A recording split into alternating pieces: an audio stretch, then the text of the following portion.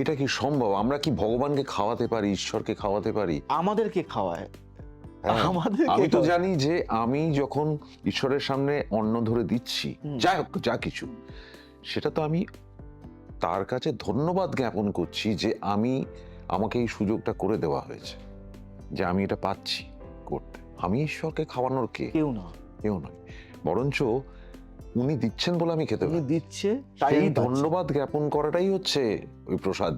একদম।